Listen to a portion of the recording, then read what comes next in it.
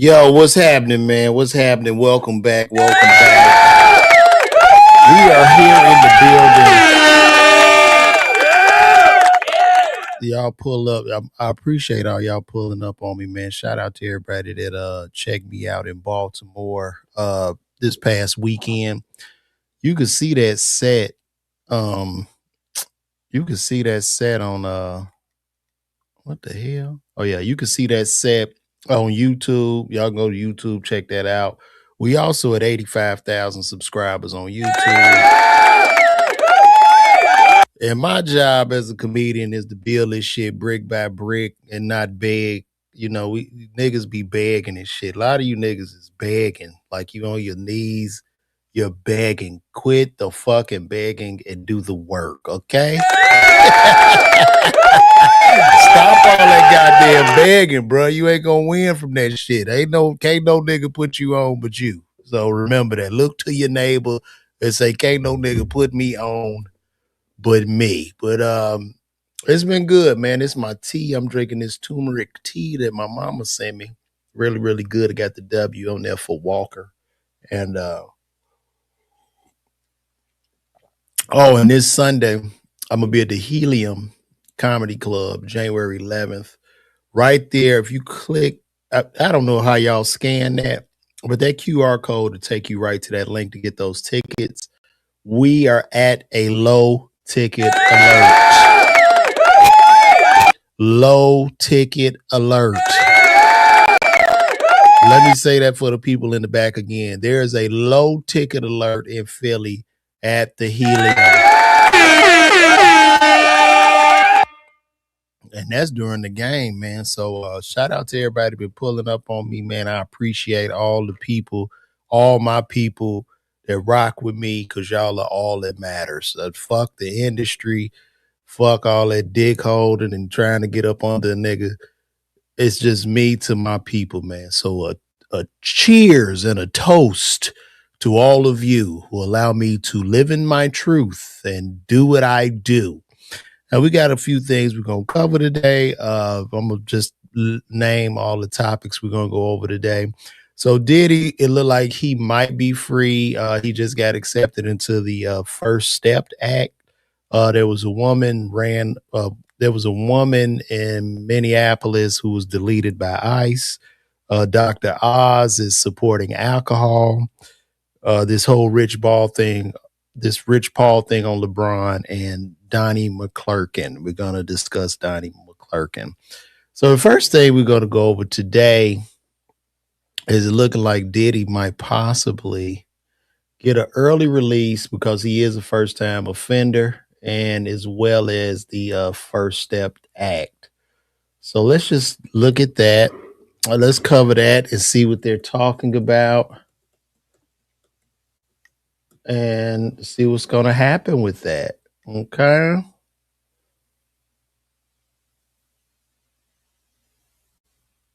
Okay.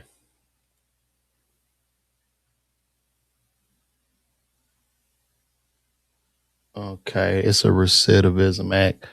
I'm going to share this screen with y'all. We can read this together.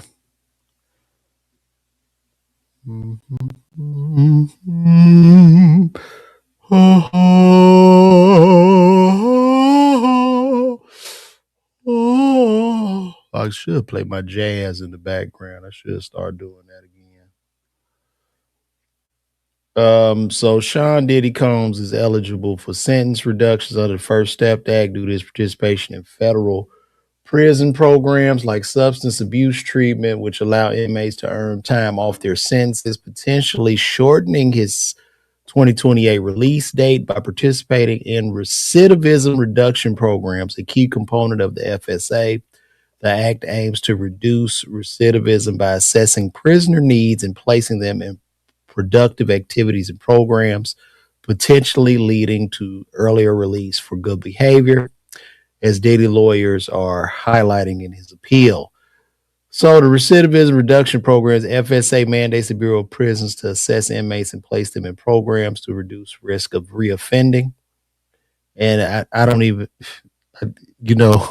they putting him through all this shit, but once again, the jury found him like literally not guilty, and he was charged with 2 counts of a Mann Act violation, which I guess what? I guess he's not gonna drive prostitutes or recruit men to bang his woman, I'm guessing. But anyway, time credits. By completing these evidence-based programs, federal prisoners can earn time credits that can be applied to their sentence, potentially leading to earlier release. Diddy's situations, legal teams emphasize the participation in these programs to seek an expedited appeals hearing, hoping to benefit from potential sentence reductions. So let's take a look at this. And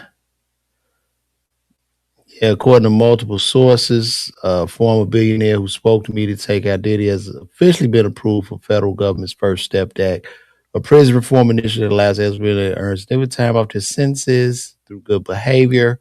And if everything continues on track, we're told the music mogul could be out on work release as early as this summer. Right now, his official release date is May 2028. That's what the paperwork says, but in reality, that date is not set in stone. First Step Act passed in 2018 was designed to reduce recidivism by rewarding inmates who complete approved rehabilitation programs under the law. Federal prisoners can earn 10 to 15 days off time credit for every 30 days of participation. And what are called evidence-based recidivism reduction programs and productive activities. Over time, those credits can add up fast, sometimes shaving 12 to 18 months off more of a sentence. Sources tell us that Diddy successfully completed the Bureau of Prisons initial risk and needs assessment known as the pattern evaluation, which determines whether an inmate is eligible to participate in credit earning programs. Based on assessment, BOP officials recommended to be placed in specific structured programs designed to address identified needs and qualify him for time credits. In other words, he passed the gate. Once an inmate is approved, participation in these programs allow them to accumulate credits that can be applied toward earlier placement, supervised release, home confinement, work release, rather than serving the full sentence in prison. We're told that Diddy is currently enrolled in approved activities and maintaining the opt-in status required to continue earning credits. Refusing programs or failing to comply can pause or eliminate eligibility, but sources say Diddy has remained compliant. And because of the credit he can earn, it's looking like he could transition to a work release, a community placement program as early as this summer. That would mean he is no longer fully incarcerated inside a federal facility, but instead work and live under strict supervision. It looked like he'd work his way to a halfway house. In short, freedom is suddenly on the horizon. This development comes out of months of speculation about how much time Diddy would really serve when he was sentenced. Many assume he remained locked up until 2028, but the First Step Day has quietly reshaped the system, especially for inmates who qualify and participate consistently. Of course, none of these charges are serious. None of this changes the seriousness of the case that landed him in prison in the first place. Diddy's fall from billionaire music mogul to federal inmate was one of the most stunning collapses in entertainment history, and public opinion remains sharply divided. Still, legally speaking, the clock is now moving much faster than anyone expected. Sources close to the situation tell me to take out the Diddy is focused, compliant, and determined to get through this process. One inside, to put it bluntly, he knows the only way out soon is to follow the rules to the letter, and that's exactly what he's doing. There has been no official statement yet from Bureau of Prisons or Diddy's legal team confirming the projected summer timeline, but multiple confirmations indicate the First Step Act approval is real and already in effect, which means that while the world is still processing the downfall of one of hip hop's most powerful figures, the system is already setting the stage for his return to the outside world. From a May 2028 release date to possibly walking free under supervision in just a few months. If this holds, it will be one of the most dramatic turnarounds in recent celebrity legal history. And if when he comes out, I believe he'll return to prominence. Say what you want. A lot of people have been divided on this case, and a lot of people see, and I know people will probably unfollow me and all this shit because I'm talking the truth. And I'm not saying he's not a bad guy. He's a bad guy, right? But when he comes back out, a lot of people have looked at this case as him being like literally over sentenced if you look at the actual federal guidelines and what he's actually in jail for, and how no man has been held to the Mann Act literally since Jack Johnson in the 1920s, which goes shout out to Dave Chappelle for that bit. It is special. The Mann Act was passed to like really just hold super niggas down.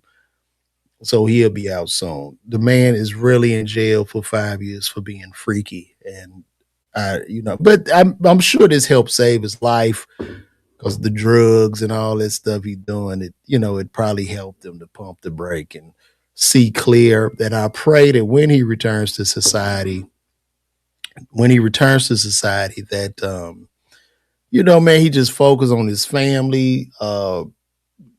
I don't know if he got any grandkids on the way, but just focus on the family, being with the family, and I'm sure he knows that nobody's his friend. As an entertainment, there are no friends in this business. All that shit y'all see when niggas is together, a bunch of entertainers on a trip, taking pictures and what that shit is fake as fuck. It's all fake. It's all fake. Niggas pass the term brother around very loosely in this business. Only to the first slight of trouble, they're gonna run, they're gonna disappear, they're gonna act like they don't know who the fuck you were. And it'll be funny for Diddy to rise back to prominence, and all those guys are like literally kissing his ass, which I believe is gonna happen. So, he'll figure it out. So shout out to him. So let's just keep it moving. Um, Let me take this off screen. So the woman I saw with the ice incident, did y'all see that? And look, shout out to everybody on here: Deborah Whitfield, DJ Johnson, 51 Five Way. If y'all can help her with food, she just put up her cash. Is that a guy? The little dude with it? He just put up his cash app. I don't have no money, so if y'all can help him, go right ahead. I'm gonna flash that for you across the screen. Mario Loco 683, and shout out to everybody over there on Instagram. Now let's take a look at what's going on with this ice situation, because I saw that. I can't. One thing I can't do is pull. I got to be careful pulling up my Twitter on here.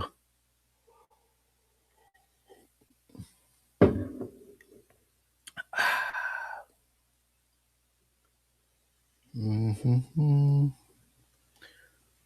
I'm about to look up that ice situation right now. Oh, yeah, yeah.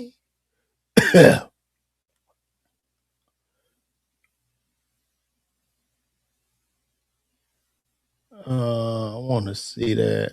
What happened here? Latest. I'm looking for the videos now, guys, and I can react to those. Let me just type in ice.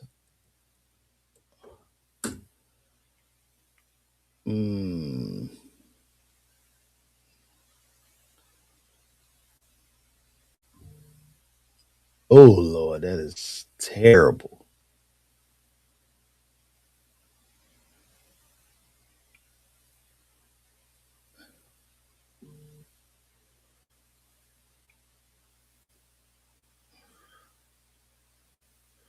I want to just listen to the take on it with the news.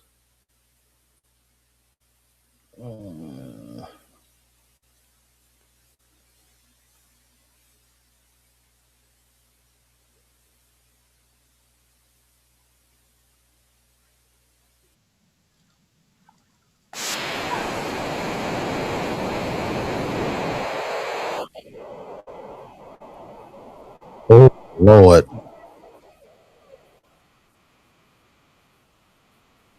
Oh Lord. I gotta hold on. I gotta take this off of here. This is bad. Y'all don't hear that, dude. Do y'all hear that? Okay, this is a little too graphic probably for me to show. But what I want to do is dang, Lord have mercy. What I want to do is find like the news that maybe had reported on it.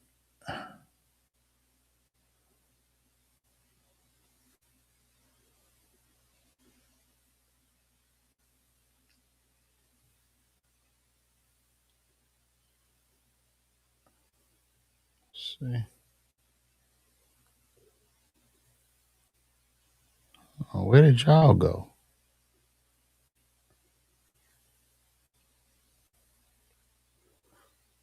I done messed up my screen.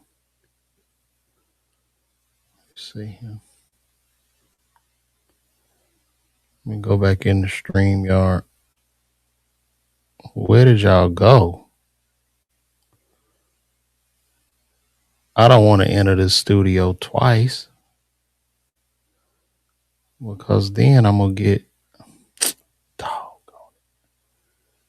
I done messed this up. Hold on, y'all. Give me 1 second.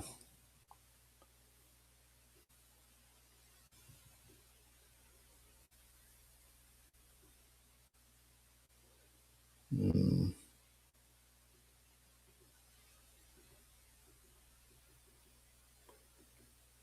I don't know where y'all went.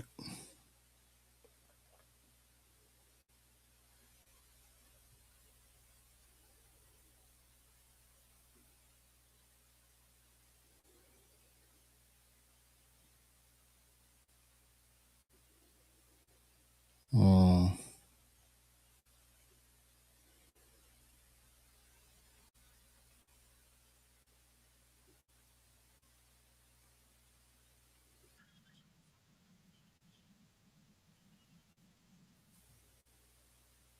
where did y'all go?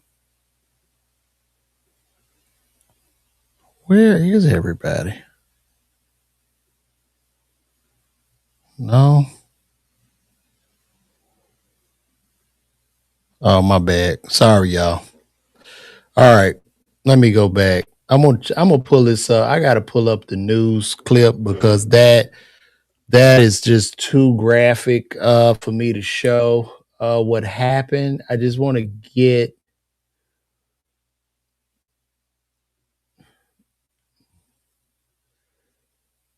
so right now people in Minneapolis are protesting this incident. This is very, very sad.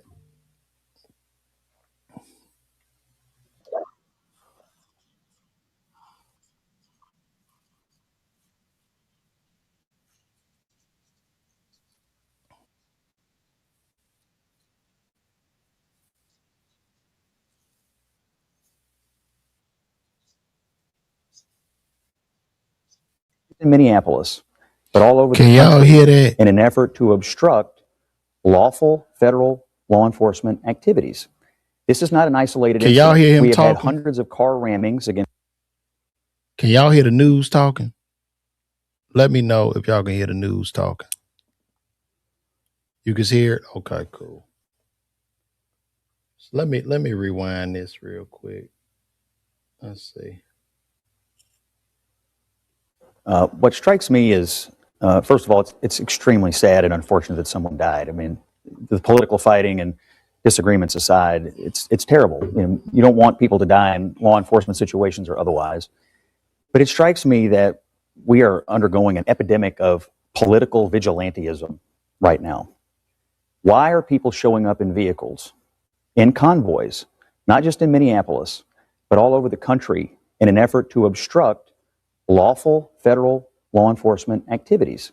This is not an isolated incident. We have had hundreds of car rammings against ICE agents all over the country. According to DHS, this lady in this car today, along with other vehicles, had been tracking ICE agents around. Why are people believing that they can drive their car into a federal law enforcement situation and that is an appropriate thing to do? I understand they don't like the fact that these agents are enforcing existing immigration law, But that's not how we change laws in this country. If you don't like a law, you talk to the politicians. You don't drive your car into the middle of a building or a law enforcement situation that's being occupied by the people who are simply there to enforce the law. If I don't like how much the IRS is charging me in taxes, I don't drive my car into the Treasury Department and try to run somebody over. I call my congressman.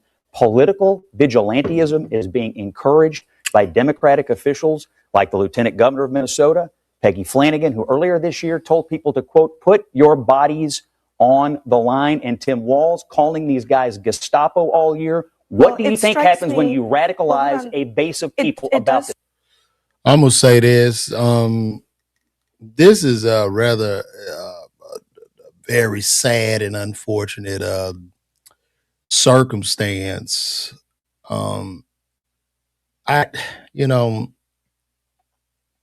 This was a young lady who I guess I don't know why she just didn't comply.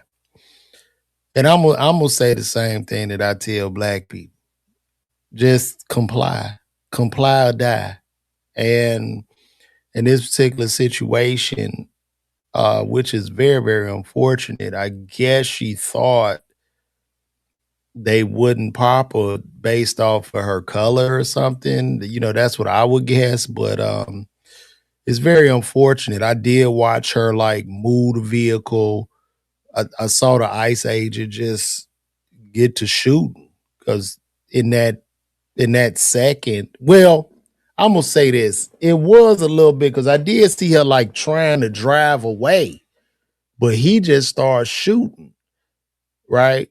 But in that second, this was totally avoidable. And then, as far as the ICE agent is concerned, everybody got to put themselves in that situation. Like if you out there working as a cop, as an ICE agent, or one of these people, and I'm not making an excuse for using deadly force. However, these decisions are being made within fractions of a second.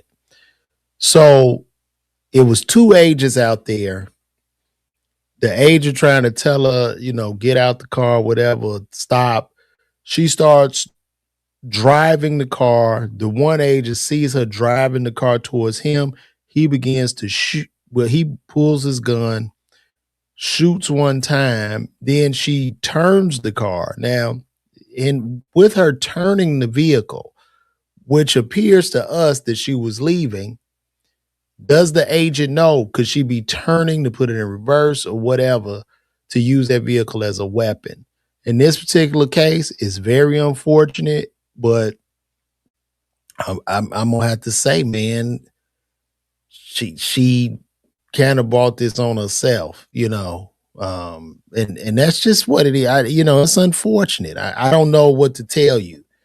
In these cases, I mean, even when these things happen to us, like as black people, I tell brothers and sisters, man, just comply, man. You get pulled over something, just comply, do what the people tell you, so you can go home and live another day. It's just not worth it. I don't know if she's making a political stance. I don't know what, she was doing, but it's just rather unfortunate. And it looks like she was trying to maybe stand up or something, but that's not the time nor the place to do that when you're in action. So it's unfortunate, but it's, this happens, man, uh, things have consequences. I mean, it's three agents around you. You said none of your business. It's three agents. It's what it is. They trying to secure the perimeter. It's just what it is, unfortunately. And as a black man, I've been dealing with this shit a long time with officers. I typically comply. I've never had a problem. I think I had a problem one time with a cop where I was just straight racially profiled. Yeah, maybe one. It might have happened twice. I think it happened. I was driving from Louisiana to Atlanta, and it happened to me when I was younger. I was a young pharmacist. No, I don't get. I got pulled over in my life. I'm 48. I've probably been pulled over maybe 5 times in my life.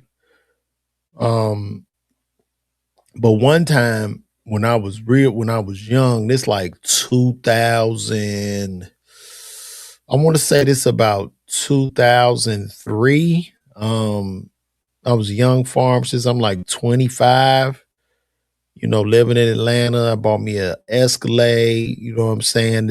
And at 25, I looked probably 18 or 17. So I had my Escalade, and this was the white tee era.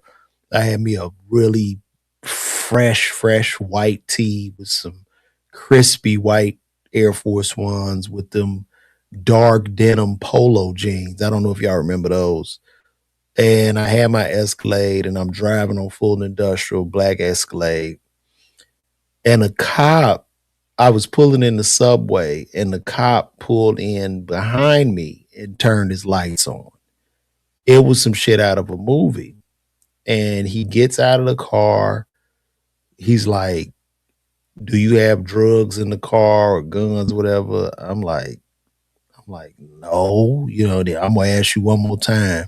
Because I was in the hood part of town. I was like literally like Fulton Industrial was really fucked up at this time. They had them hotels right there on the corner of Fulton Industrial and 20. And this is where all the prostitutes would be, the pimps, just crack dealers, everybody. And you see this guy that probably would look to be a very, very young kid in this big old expensive truck. He pulls me over. I get out of the car, and there are people going in and out of the subway, and there was also a hotel, like this hotel, I guess, where the prostitutes and just vagrants and people was living in this hotel. So when I got out the car, I saw people looking, and I literally just put on a show, right? So in the show that I put on, because he was a white cop, I acted like a slave in front of everybody. I mean, it was fucking crazy. I was like, "Please, boss, please don't hurt me." Like I literally acted out like I was a slave, like he didn't know what the fuck to do. And the people, all the people just standing there, because this is like that was '02. So these cell phones hadn't had all these cameras and shit. And I'm calling them massa and shit. And I got on my knee. I say, "Boss, man, boss, please don't hurt me, boss." Man, that motherfucker got in that goddamn car and left. You know what I'm saying? And the people looking, I got his badge number and shit. I did file a complaint. I filed a report. I called one of my customers, well, because I was the pharmacy manager, and one of my customers, he was like a sheriff for Fulton County. So I got with him. I got a complaint. I did a lot, and then I never forget. After that happened, it was a guy that ran that hotel. He looked like a pimp or something. He was like a gay pimp. This nigga had long fingernails and shit with a perm like James Brown and shit. And this nigga was super black, like he looked like Miles Davis. And he bought me and listen, just chill, just calm down, just chill, and then we gonna see if we can get all this together. He had the long nails and shit, and I'm sitting there. You don't worry about nothing. I got you. And after a while, I'm like, "Yo, man, I ain't gay or no shit. This shit ain't about to go how you think, partner." You know what I'm saying? So anyway, I was a little upset, and I made a lot of calls, and we got that officer dealt with. You know what I mean? We got his ass dealt with. So it was cool, but it was like demoralizing, because I'm like, bro, I know I got this big ass. I had a Chicago Cubs blue fitted hat on, oversized white tee with them dark denim polo jeans in that big black Escalade. And nigga, I had my doctorate degree. I'm a pharmacist. He was like, "Yeah, right. You pharmacist, all right. I bet." I was like, "No, sir, I'm really a pharmacist, nigga. Like, you know what I'm saying? I'm a part of the community." But yeah, so but in every situation, I would just tell people, man, please just comply. Don't lose your life fucking with these people. A lot of these officers are under a lot of stress, and I'm not trying to get them an excuse, but they under great stress. They under great pressure. They got all this equipment and shit on, the gun, the bulletproof vest. You just comply. Just comply. That's what I would say. Like I say, this is unfortunate, but hey, it's what it is. And I'm gonna tell y'all something too, because y'all know this happen to us all the time. Y'all see, because she a white woman. I mean, it's going around, but since she a white woman, it's not as big of a deal if that would have been a black man uh, in that particular situation. So it's interesting, man. What are you talking about? It's unfortunate, bro. What do you do? El Mino, you go ahead and speak. I'm gonna leave this to El Mino. Please tell me what do you do? Okay, if the officers tell you to pull over, or the officers out there they trying to do their job based off the laws of the land, bro, comply. You cannot jump in your vehicle. Your vehicle can be looked at as you are using a weapon. If you're driving towards one of them officers doing some shit, you could lose your life. So all I'm trying to do is help people. So you say what it mean is what it is. The life is lost. You say we lost as fuck, but no, the life has been lost due to just nothing. So very, very unfortunate, man. Very, very unfortunate. I'm gonna take that down and we gonna move along. And two, y'all, while y'all watching me, get them tickets, man. We almost sold out. We almost about sold out in Philly. So whatever we got left, because I don't want nobody to miss out.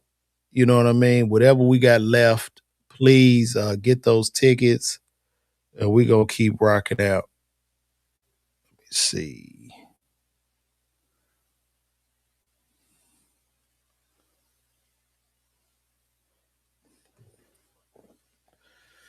Listen, I get what you're saying. It doesn't. Everything you are saying is right, Kenneth Caldwell. But based on the point of view of those officers, they might not have seen it like that in that millisecond of a fraction. So uh, it's unfortunate. And you said she backed up, turned her wheel to avoid him, but I believe there were three officers around this vehicle, from what I'm being told. So they don't know if she gonna back up and hit him, the other one, or whoever. So it's just unfortunate. Okay. And this has nothing to do politically. I'm just telling you. So y'all don't come over here getting all political and shit. Just if you are pulled over by law enforcement, it is in your best interest to comply. Point blank, period. I'm not saying, I'm not justifying anyone losing their life, but for your safety, and for you to control the situation, it is best to comply. Okay.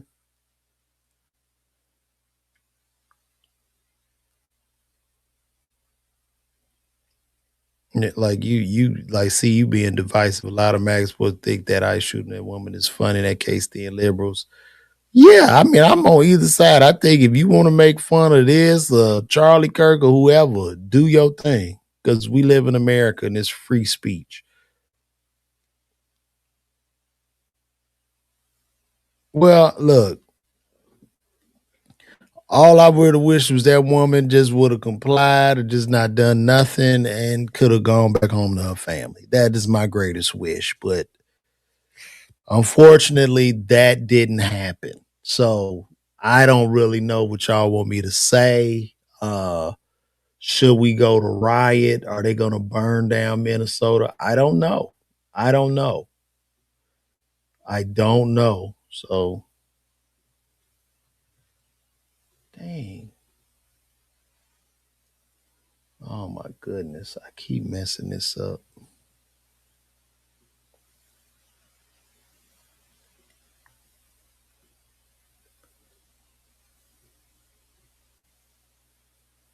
I keep messing this up, bro. Yeah, so I really don't know. Do I think he's turning? He could possibly be turning this into a dictatorship. It seemed like it because he making some real questionable moves. He doing a lot of shit without he doing a lot of stuff without Congress approval, congressional approval. He doing what he do. I really don't know what to say, man.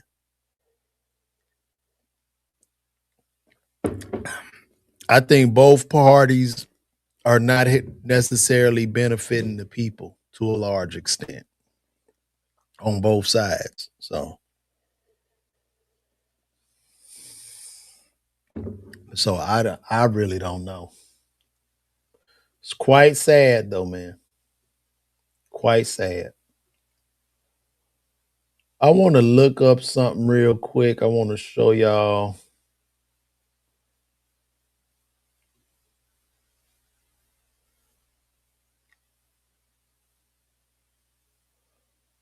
This is interesting.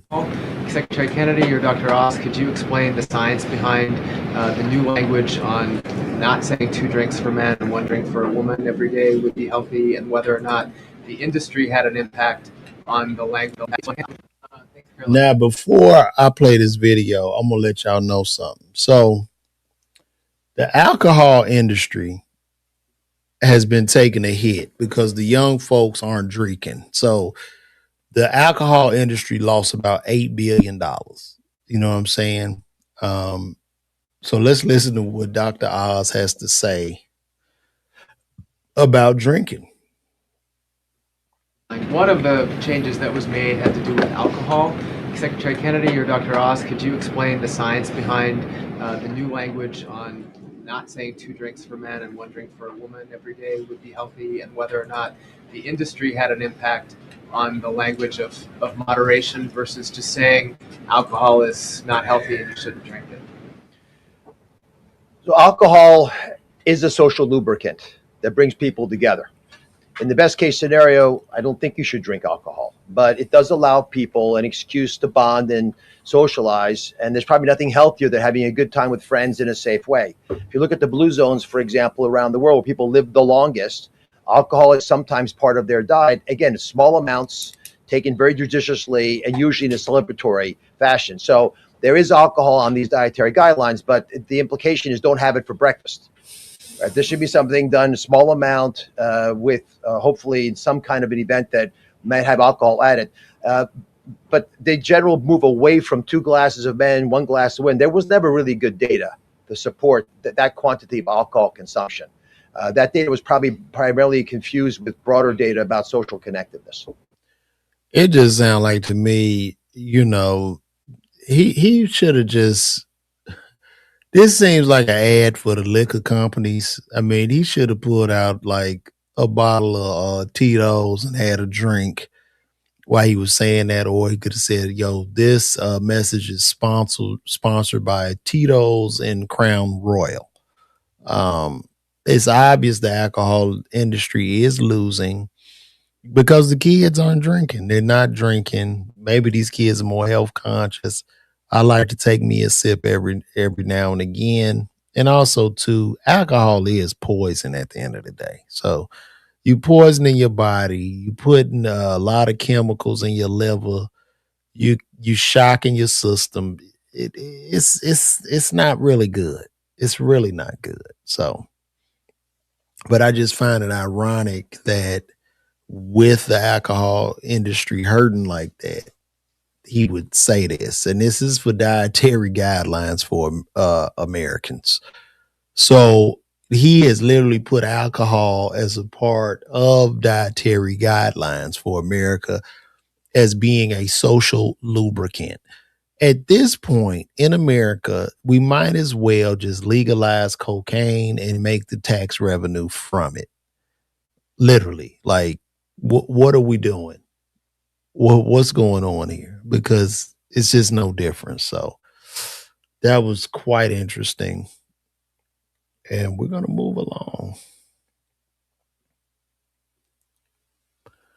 Now, I believe that Rich Paul had did something on why Jordan sneakers sell. Did somebody send me something? Hold on.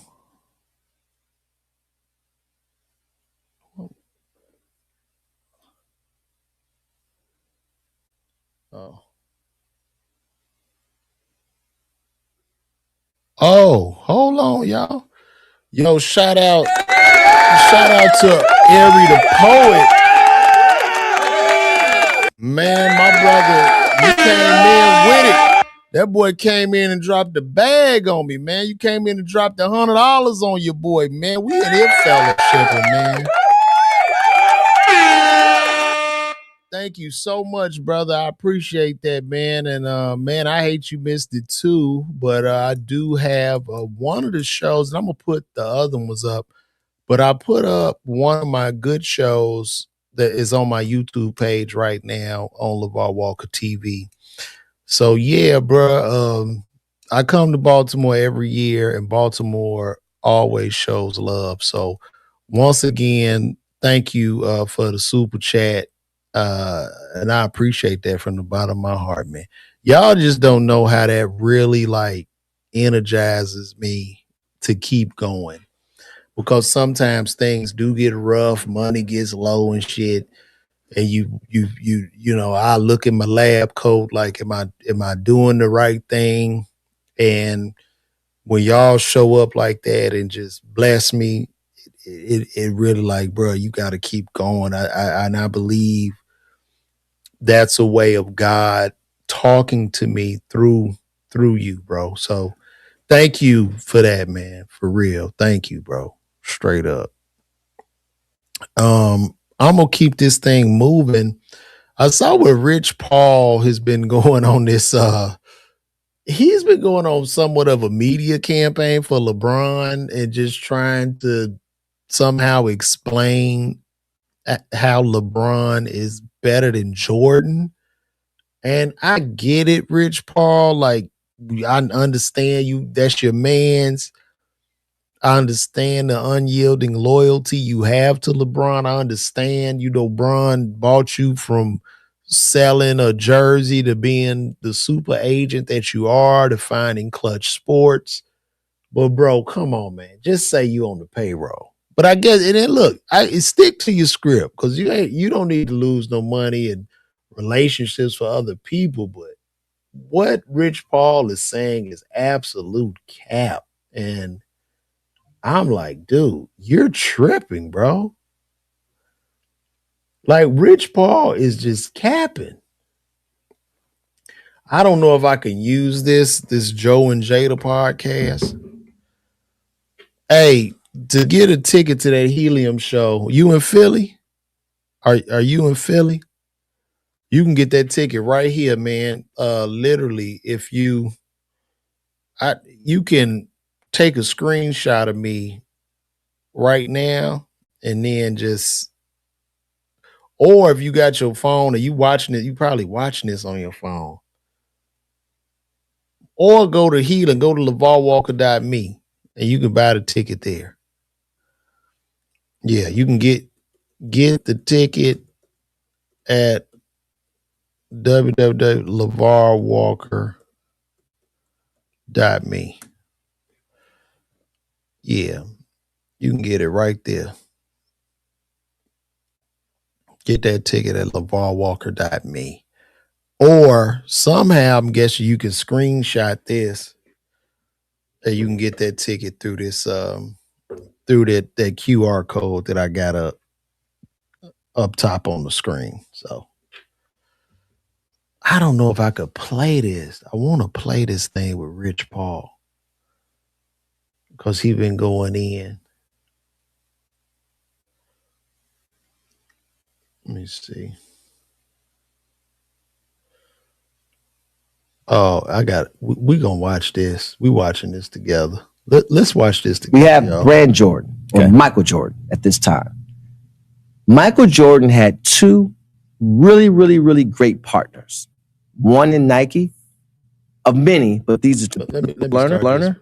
Or did you understand what I was saying? I when understand said- what you're saying. Okay, fine. So Yeah. for the visual learners, we have Brand Jordan or Okay. Michael Jordan at this time. Michael Jordan had two really, really, really great partners. One in Nike, of many, but these are two I chose. And the other one in Gatorade. Okay. Now, from a marketing perspective, they told two of the greatest stories. Nike, Air. Mhm. I believe I can fly. If you put these shoes on, they had people jumping off garages. Rich, I had a pair of Jordans, like the Jordan 3s. You never saw someone with less hops than especially me at 13 or whatever, getting this high off the ground with my tongue out of my mouth. Did you feel like you can fly? Yes. Great. Yes, I did. From a Gatorade perspective, it was the fuel to win. And it was Gatorade that created the lullaby, like Mike, if I could be like right. Mike. Exactly, right? Had the whole world trying to be like Mike. So what's the importance in those two things? Not only is it the product of hydration, the product of footwear, etc., it's also the media spin that they to really push these campaigns. They're pushing it. And at a time where we didn't have social media, people didn't have computers in their house in abundance, there wasn't much. You had sports, and he was at the forefront of it, right? Then you have the NBA. Like all eyes on me, all eyes on Mike. It was clear. It was him and it was everybody else. Yeah. There was no ifs, ands, or buts about that, right? That's the other thing. This is one that it's a little what touchy. timing a crack epidemic? What does that mean? Yes, because the timing, not just the crack epidemic, but also hip hop. When you think about the first influencers were guys like the Fresh Prince of Bel-Air. What shoes did he wear? This is getting back to what you said, and you used me as an example because I was sitting in front of you. You said it's not that Michael Jordan did this; it's that the influencer who had the BMW or whatever you said, like Max with the fly girl and the BMW. So you're saying what that I was saying was the there hustler was the influencer in the neighborhood, especially in the black community. In the neighborhood, the crack epidemic wound up concentrating wealth in a few people who could floss in front of the neighborhood. Because these people had basically not even careers or high-paying jobs. They just had hustles. I just cannot believe that Rich Paul is sitting up here tying the success of Jordan brand, of Jordan sneakers to crack. This is insane. This ain't even real. I guess he's trying to explain like why Jordans have been selling and why they've been so popular versus the LeBrons. Like,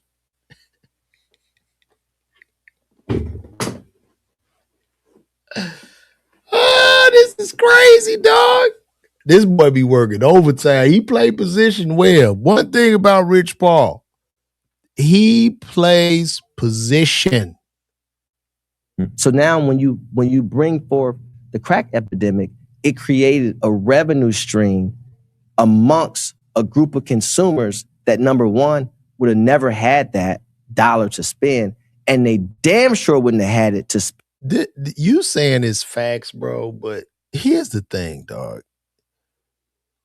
You have to give credit to the greatness of Michael Jordan. You got to give credit to that. It all came down from his level of greatness, man. This man bust in the league. His dunks were amazing. The way he moved with the ball, it was a work of art. The way he flew through the air. I haven't seen anybody with as graceful dunks as Mike, man. The leg movement, just everything. A guy like Michael Jordan comes along every 1,000 years, bro. That's just what it is. That's what it is.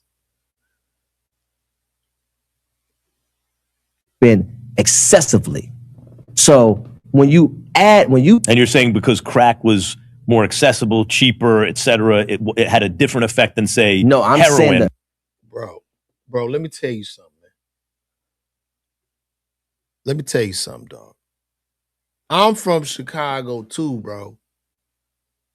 I got my first pair of Jordans in 5th grade, which were the Jordan 2s. I got the first pair of Jordans, bro. And let me tell you something, man. When we were watching Mike glide through the sky, in Chicago when I was growing up, I used to get goosebumps because on the expressway downtown, they had a billboard of Mike Jordan. He was in the Jumpman pose. He was in this Jumpman pose, like in this park with the gold chains on, bro. It was bigger. Look, I get it. Everybody wanted the sneakers. First of all, it had to be a demand for the sneakers, for the dope dealer to want the sneakers. So he had an outrageous demand for these sneakers. And they was the first to get them and flex with them. But don't get it twisted. It all goes back to his greatness, man.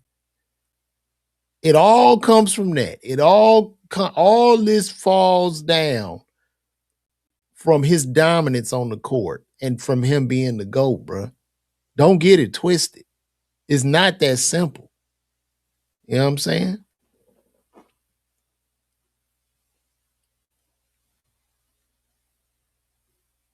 Which, because it's not like the drug trade wasn't always there. but that was a different time. In the 70s, people wore shoes and suits Right. and pants. Not jeans and sneakers. In the late 80s and 90s, people wore sneakers. So now when I'm talking about the timing of it, not just the actual being able to the excessiveness from a dollar, right? Because you're creating this dollar.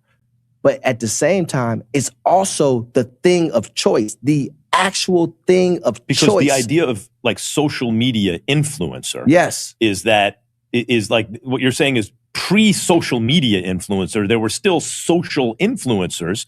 There just wasn't any social media. And then when you talk about what they call product seeding or product placement, what they did extremely well was every guy who was somebody on a show, they placed the product.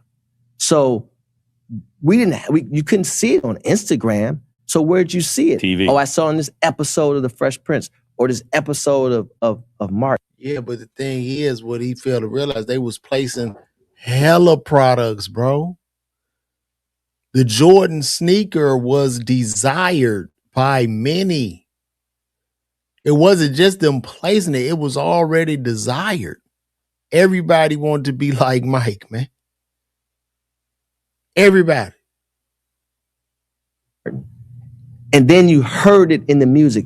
Oh, and then on my way to school, I not only saw, because many people wasn't seeing the games. The Bulls played on WGN, by the way. And it wasn't like I you could had watch all the these, Bulls if it was nationally televised or if they played the Knicks. That's was it. Yeah. Because your local feed. Yeah. Right. But I did get to see, in my case, my Uncle Lance or Bernard Sawyer, just different people that in my neighborhood that had, so now I'm influenced by that. And I love Michael Jordan. So now I want, not only because Mike is wearing them, but I also want them because these guys are wearing them too. And when you created that, that's how he created the greatest athlete brand ever, because Michael Jordan didn't share the market. He controlled the market. There's a difference between the two. Most athletes have a market share. Yeah, he controlled the market because he was dominant, Rich. Everything attributes to his greatness. Like you can't manufacture that. You can't. That can't be. If everything that Rich Paul is saying is true, then they would have been able to do the exact same thing for LeBron, bro. You can't manufacture how the people feel or what makes people feel a certain way. That can't be manufactured. It can't be. So, I don't know. He controlled the market so much so when people had children, they bought my little cousin came home in the booties. Yeah. Right. Well, This has Jordans. been things for generations. And what happens is the I-95. Yeah, because we desire Jordans. But I could tell you this. Oh, I gotta be careful. I don't want to show y'all my. Let me take this all, lose my page. I put this Twitter pop up. But I could tell you this. Jordan has dominated for 30 years. But I'm going to tell y'all something when it comes to Jordans, who deserves a lot of credit for really bringing Jordan back. Who do y'all think that is? I'm going to tell y'all who brought Jordan back. I'm going to tell y'all, when you saw a surge in Jordans and Jordan brand, and they owe this guy a lot of money. Who do y'all think I'm talking about? Exactly. See, Kanye West, man. Kanye bought Jordan brand back. Nike owed Kanye so much bread, bro. Nike owed Kanye so much bread. Because understand, them Jordans came back, them retros came back on the backs of Don C and Kanye, who were actually ordering old ass Jordans from people off of eBay and taping them shits up, trying to put them hoes back together. And we saw Jordan, we saw Kanye in them shits and Don C. I'll never forget that picture. Matter of fact, this is the picture. And I was like, ooh, this is really when it went crazy. Like, I'm gonna show y'all that. This is the picture we saw. Let me show y'all.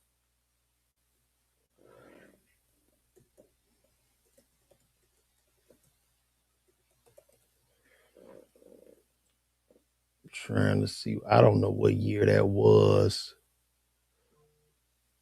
I want to see the year of that picture.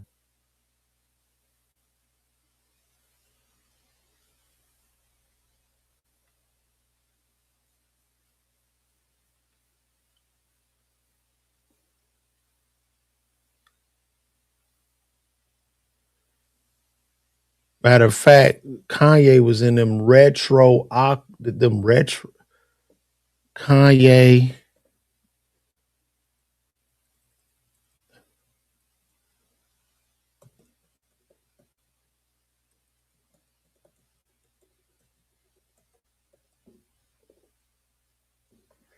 Man, it was the picture that bought. It's the one picture I want to show y'all that bought back the retros.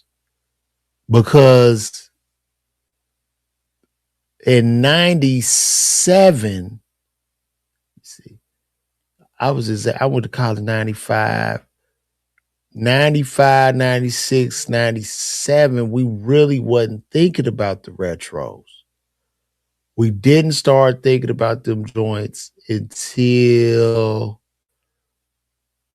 bro,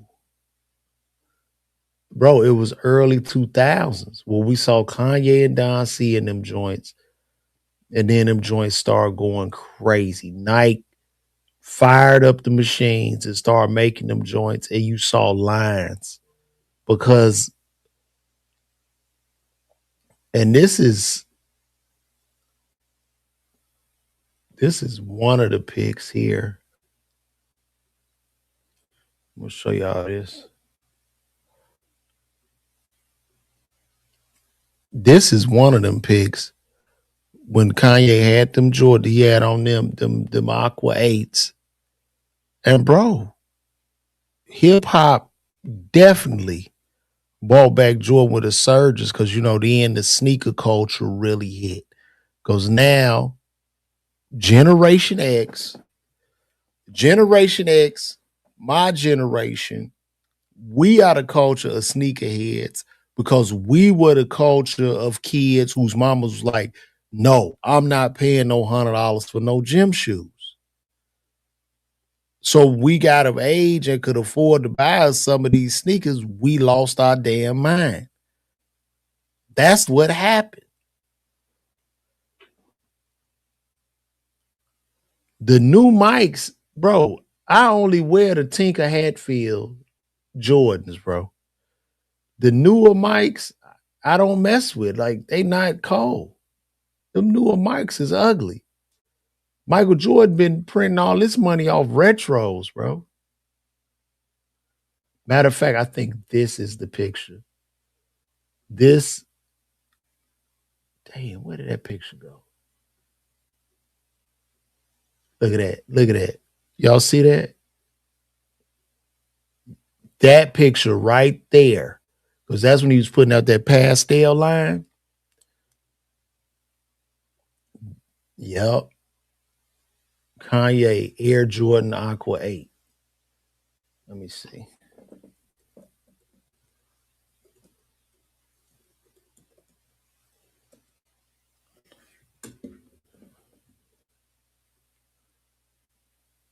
Yep, this is the pic.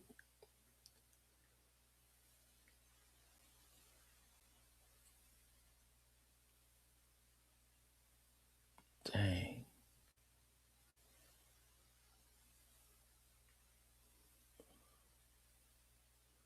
That pic right there. This pic right here is what bought back Jordans. Literally. That pic right there. People losing their mind. And that boy was fly, man. That boy Kanye was killing their ass on that gear, dog. All the Tinker Hatfield Jordans was pushing Nike, all the retros. But they gonna have a problem because I don't know. My son, and it's just I only got one child, but he not really into sneakers. He don't really care. Are y'all kids like that where they don't really care about sneakers? Or is it just my son? Matter of fact, I need me a pair of them Aqua 8s. Them joints hard. Them joints is hard. Well, that boy was dressing. Look at that. Just fly. That boy was dressing. Everybody was dressing like Kanye. Everything he wore turned to gold at one time.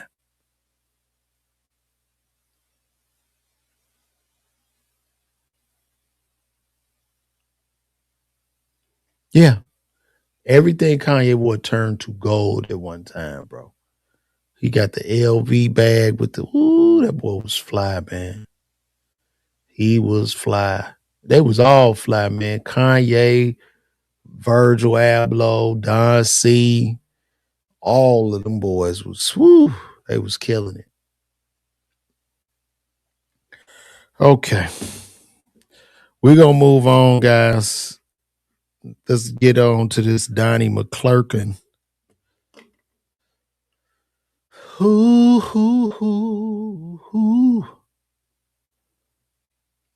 Y'all enjoying this so far? I hope so. Let me see.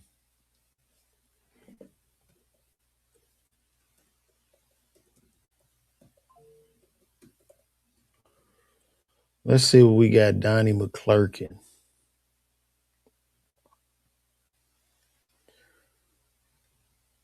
So y'all know Donnie Mcclurkin is, right?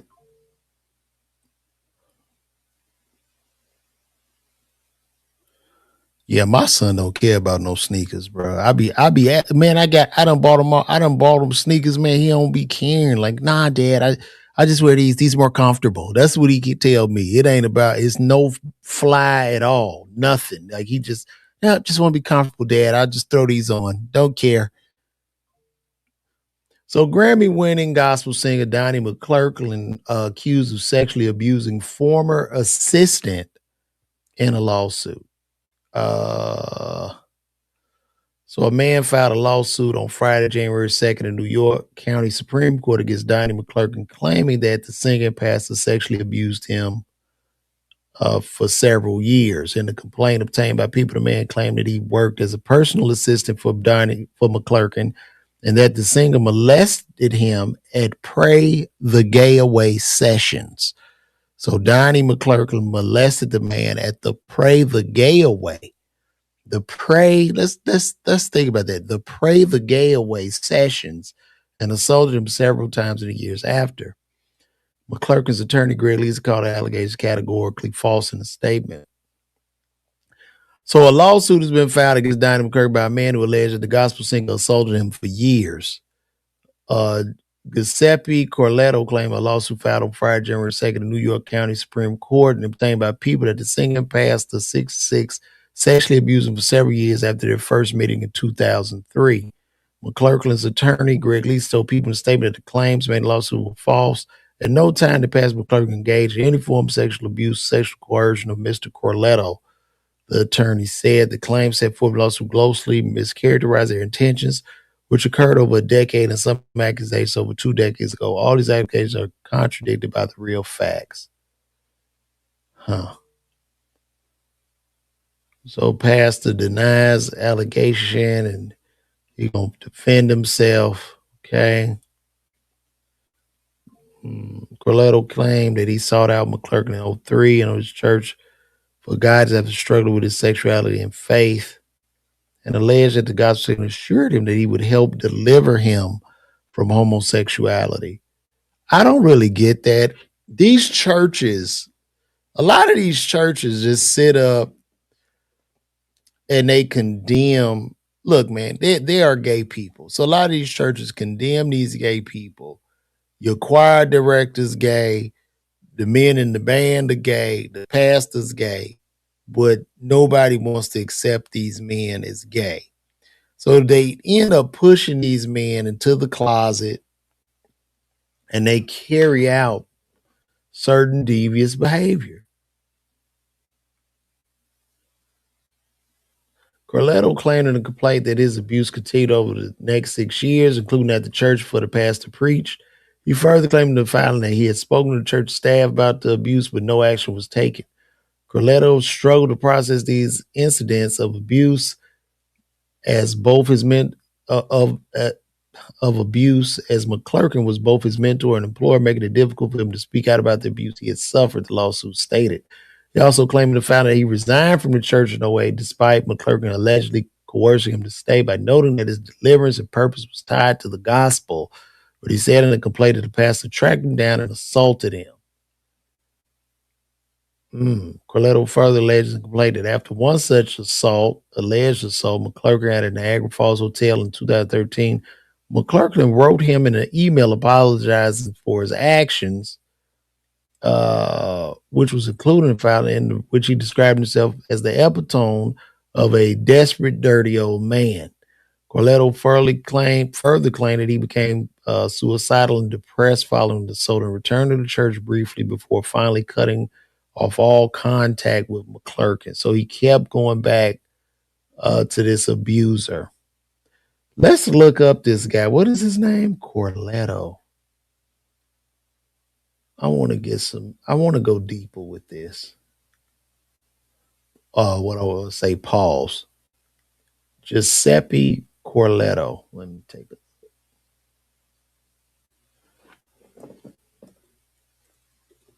His name is gay. That's a gay name.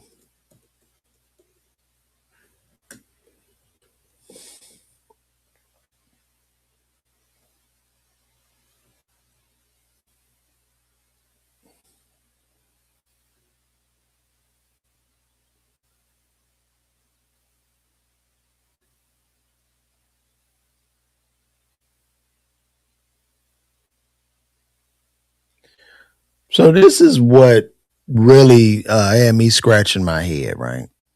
So the lawsuit claims Corletto was 21 years old and struggling with his sexuality when he met McClurkin, known for songs. I Call You Faithful and Wait on the Lord. So you were 21, bro. You was in a relationship with this nigga. I'm gonna tell y'all something, man. You can't get molested at 21. If you can't get molested as a grown ass man, bro. That's another man that you grown. And not only are you grown, but you keep going back. Man, get the fuck. Come on, bro. You're not a child. You're not a woman. You a man. Come on, man. You can't, that can't happen.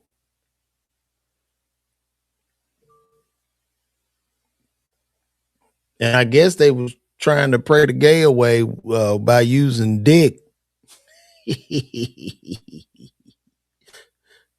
They were trying to bang the gay away. I guess Donnie Mcclurkin was trying to bang that gay out of him. Oh, I'm gonna get it out of you. He must have had both his hands on his shoulders or something while he was trying to get that gay out of him. So this is stupid. I don't know where this goes. Everybody's looking for a payday nowadays. And that's just what it is. We got Archie Moss in here, Archie Moss 8582, that wants to tell me, what'd you say? You want to tell me a joke? Tell me a joke. Tell me the joke you know. Let's see how it goes.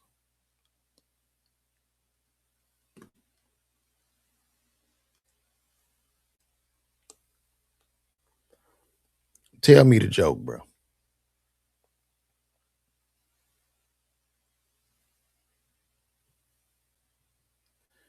You can tell it to me. Tell me your joke. Give me your joke.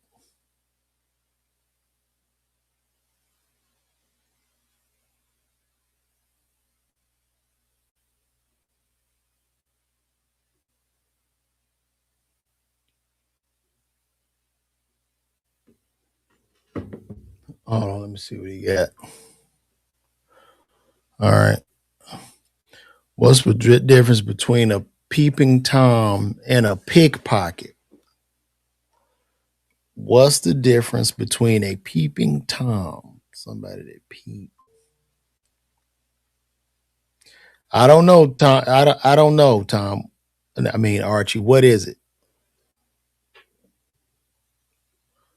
One watches snatches, the other snatches watches. Hilarious.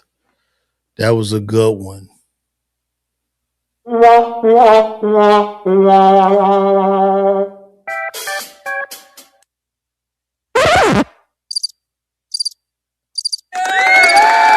my bad.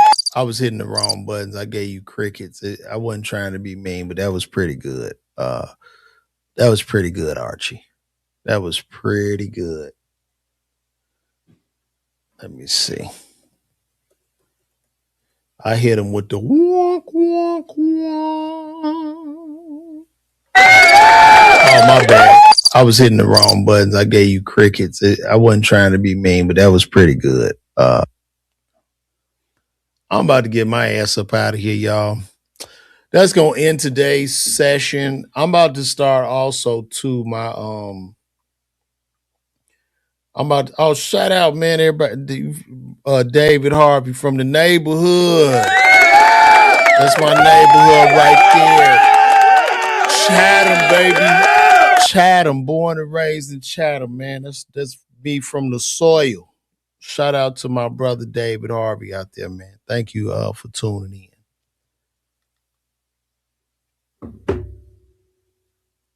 in. Interesting. Fun fact. Churches have insurance for sexual assault. Why would anyone take their kids to a place that is supposed to be a good place that has sexual assault? But this wasn't a child, William. This nigga was 21 when this happened. So I don't know. I don't know what they're supposed to tell him. He was 21, bro. So, yeah.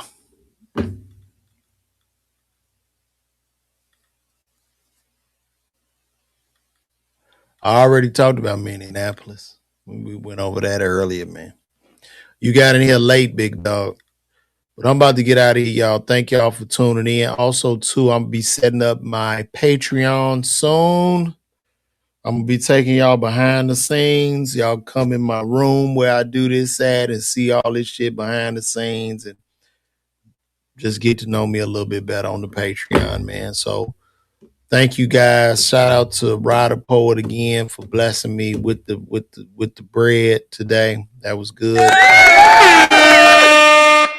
And we about to end this, guys. So thank you guys for tuning in. Oh man, where my outro video go? Oh, there it go. All right.